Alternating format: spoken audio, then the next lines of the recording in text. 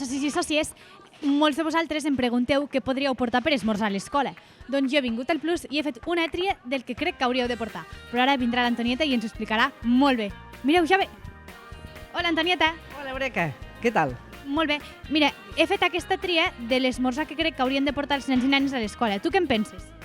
Home, està bastant bé, perquè n'aprenem, aprenem. No, molt bé. Perquè podem fer això, que és un entrepà, molt bé, compres el pa i l'embotit, el formatge, el pernil, el que t'agradi, i te l'emportes de casa, molt bé. Una cosa de l'entrepà. Jo l'he embolicat amb paper film perquè així el podríem ensenyar, però a l'escola és molt important que el portem amb un boc and roll o amb un tàper, perquè així nosaltres no embrutem tant el planeta, i és molt important. Em sembla molt bé, I al Plus, saps que, Antonieta, regalen, quan és el teu aniversari aquest any, un boc and roll com aquest, que és superxulo, a tots els nens i nenes que són del Plus i Club. Entenc? Que a veure, que sobretot els que encara no estiguin apuntats, si tenen l'aniversari a prop, així el tindran per tot el curs. Ja m'està bé. Després, una altra cosa que podem emportar és si podem fer, per exemple, algun pastís a casa, algo de bolleria que ho faci la mare, l'àvia o vosaltres mateixos amb l'ajuda d'algun gran. Podem portar fruita. Ja sabem que cada temporada hi ha fruites diferents i algunes se poden portar directament i així netes se mengen directament. Alguna altra, potser aquesta serà més complicada, perquè aquesta sí que haurem de portar tàper o alguna cosa, si no, però aquesta la podem menjar a casa i aquestes, o la pera de Lleida o la poma, aquestes les podem portar, que les podem menjar sense tindre que pelar.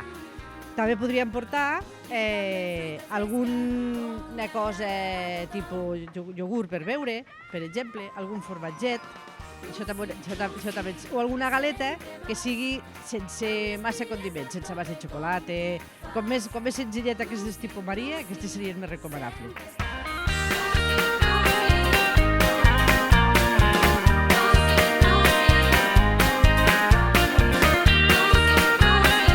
I una altra cosa que no he posat a la cistella, però que a mi m'agrada molt, és aquest suc que tenen aquí de taronja natural, que jo crec que el podríem venir a buscar un dia abans o a la tarda al sortir de l'escola i guardar-la a la nevera. Exacte, perquè no deixa de ser una fruita que no et menges la polpa, però que és natural, per tant estaria molt ben pensat. Què et sembla si en fem un? Val. Menjo verdura fresca, com li agrada el caragol.